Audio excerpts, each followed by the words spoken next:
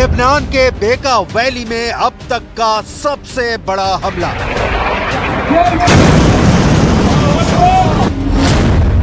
Israel defence force ने Hezbollah के 12 ठिकानों को किया टारगेट।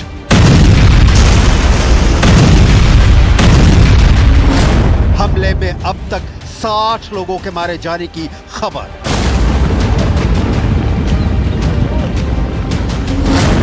आईडीएफ ने कहा लेबनान में हिजबुल्लाह के खिलाफ टारगेट अचीव।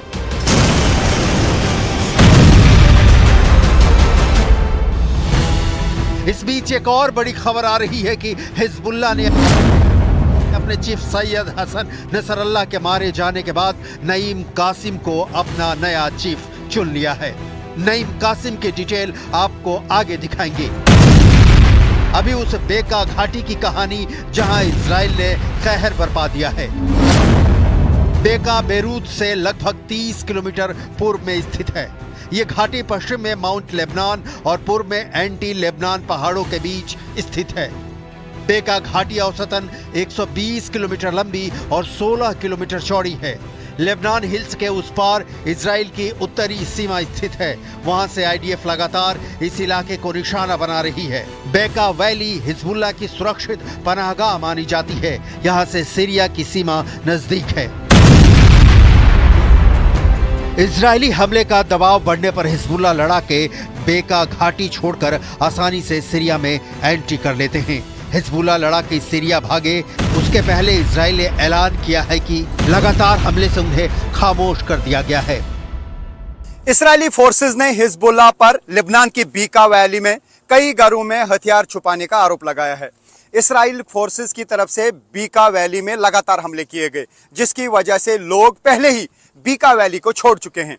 लेकिन आईडीएफ का मानना है कि दक्षिण लेबनान और दक्षिणी बेरूत से भागकर हिजबुल्लाह के लड़ाकू बीका वैली में तैयारी कर रहे थे। लिहाजा बीका वैली में इस्राएली फोर्सेस ने बार बार रॉकेट और मिसाइल दगाकर बीका वैली को हर तरफ से तबाह किया। इजराइल ने बेरूत दमिश्क राजमार्ग पर हमला करके इसे बेका वैली से काट दिया है। हिजबुल्लाह के बचे हुए लड़ाकों के पास बेका घाटी छोड़ने के अलावा कोई विकल्प नहीं बचा। बेका घाटी ही नहीं, दक्षिणी लेबनान के सासकिया क्षेत्र में भी इजराइल ने ताज़ा एयर स्ट्राइक किया है। हमले के बाद वहां धुआं दिखाई दिया। वॉर जोन से न्यूज़ 18 इंडिया की एक्सक्लूसिव रिपोर्ट आपकी स्क्रीन पर है। ये एरिया जो है इस वक्त जल रहा है क्योंकि एयर स्ट्राइक एयर फोर्सेस की तरफ से यहाँ पे हुई है। इस्राएली फोर्सेस की तरफ से जो एयर स्ट्राइक हुई उसकी वजह से आग लगी है। मैं दिखाने की कोशिश करूँगा। ये आप न्यूज़ 18 इंडिया पे एक्सक्लूसिव विजुअल्स देख सकते हैं जहाँ पे एयर स्ट्राइक हुई है। इस्राएली एयर फोर्सेस ने यहाँ पे बमबारी की है, रॉकेट्स दागे जाते हैं, मिसाइल्स दागे जाते हैं और उसके बाद यहाँ पे धुएँ के गुबार दिखाई दे रहे हैं और आप देख सकते हैं यहाँ पे हालत क्या हुई है। दक्षिण लेबनान पर भी इजराइल लगातार हवाई हमले कर रहा है। तस्वीरें दक्षिण लेबनान के नवाती से सामने आई हैं, जहां इजराइल की सेना ने जमकर बमबारी की है। दावे के मुताबिक इजराइल की सेना इस इलाके में 24 घंटे में 100 से ज्यादा हवाई हमले कर चुकी है। इजराइल का दावा है कि उसने लेबनान में हिजबुल्लाह को रौंद दिया है। हिजबुल्लाह के सारे ढांचे, इमारतें, बंकर, सुरंगे, हथियार डिपो, रॉकेट और मिसाइल लॉन्च सेंटर सब बर्बाद किए जा चुके हैं। जब्त किए गए हथियारों को इजराइल पहुंचाया जा चुका है। हालांकि इजरायली सेना ने यह भी कहा कि कुछ लेबनानी गांवों में अब भी मिशन जारी है। इस काम में शिन बेत और आईडीएफ इंटेलिजेंस लगातार काम कर रही है, जिसकी मदद सैनिक कर रहे हैं।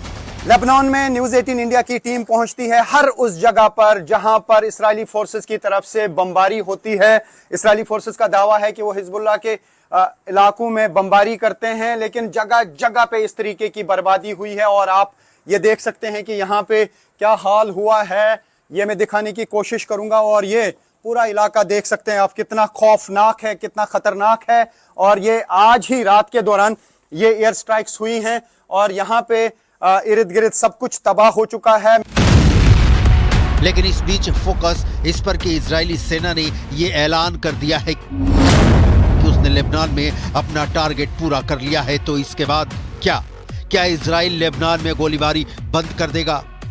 इस सवाल का जवाब कई एक्सपर्ट ना में दे रहे हैं। इन एक्सपर्ट्स का मानना है कि हिजबुल्लाह की कमर पूरी तरह टूट चुकी है। इजराइल भी ये नहीं मान सकता। भले ही लेबनान में इजराइल ने हिजबुल्लाह के ज्ञात हर उस ठिकाने पर हमला किया है जहां हथियार हो सकते हैं या हिजबुल्लाह इन्हें अपने ठिकाने के तौर पर इस्तेमाल कर रहा था।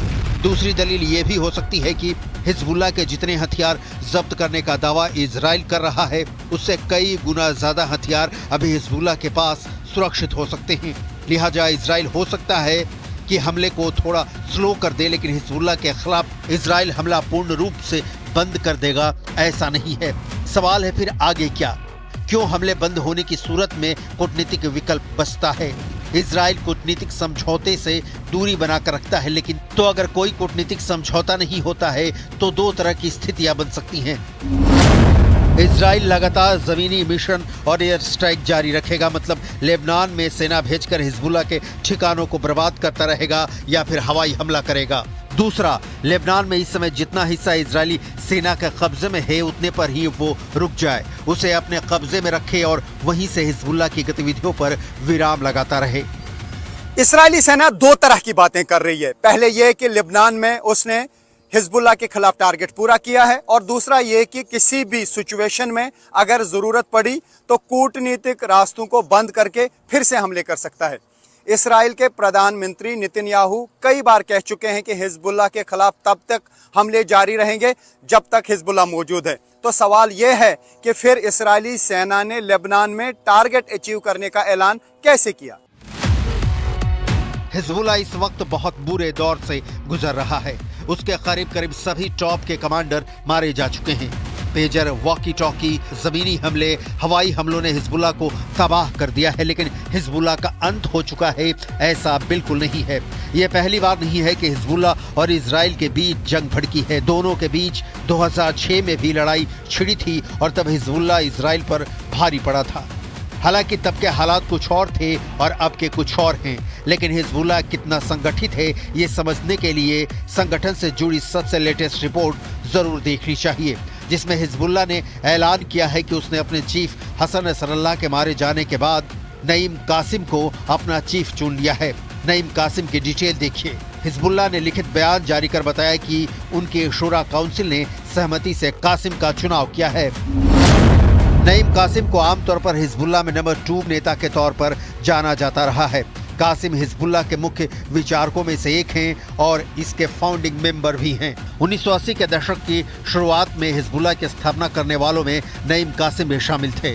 1991 में नईम कासिम को चीफ नसरल्लाह का डिप्टी चुना गया था। 71 वर्षीय नईम कासिम धार्मिक स्कॉलर हैं। नईम कासिम का जन्म दक्षिणी लेबनान के नबाती प्रांत के कफर खिला गांव में हुआ था। कासिम ने 1970 में लेबनानी विश्वविद्यालय से रसायन विज्ञान में ग्रेजुएशन किया था। कासिम 1974 से 1988 तक एसोसिएशन फॉर इस्लामिक धार्मिक शिक्षा के प्रमुख थे। लेबनानी मुस्लिम छात्रों के संघ के संस्थापक सदस्य भी थे। 27 सितंबर को हसन नसरल्लाह को इजराइल ने बंकर बम गिराकर मार गिराया। कहा गया कि नसरल्लाह के मारे जाने के बाद उसका चचेरा भाई हाशिम सैफुद्दीन नया हिजबुल्लाह चीफ बनेगा, लेकिन कुछ दिनों बाद उसके मारे जाने की भी खबर आई। ये नईम कासिम, जिसे हिजबुल्लाह ने नया चीफ चुना है, डर के मारे तेहरान में डेरा डाले हुए हैं। कासिम ने 5 अक्टूबर को बेरूत छोड़ दिया था। उसे ईरान के विदेश मंत्री के विमान से ले जाया गया था। मीडिया रिपोर्ट्स के मुताबिक ईरान के नेताओं ने इजराइल के डर से कासिम को निकालने का आदेश दिया था। नसरल्लाह की मौत के बाद ये नईम कासिम ही थे जिन्होंने कहा था कि इजराइल अमेरिका की मदद से लेबनान के नागरिकों का संहार कर रहा है। नसरल्लाह की मौत के बाद हिजबुल्लाह उसी तरीके से काम करता रहेगा। हिजबुल्लाह इजराइल में घुसपैठ के लिए तैयार है। जंग लंबी चलेगी। हिजबुल्लाह ने जिस तरह से 2006 में जीत हासिल की थी, इस बार भी जीतेगा। जीत कैसे होगी ये नईम कासिम ने नहीं बताया, ना ही संगठन को मजबूत रखने के लिए खुद लेबनान में टिक पाए। इससे भी हिजबुल्लाह कितना कमजोर पड़ गया है अंदाजा लगाया जा सकता है, लेकिन हिजबुल्लाह का द एंड हो गया है ये मानने का सिर्फ ये कारण है कि इजराइल ने ऐसा ऐलान कर दिया है, तो हिजबुल्लाह जैसे संगठन को ना समझने की भारी भूल होगी।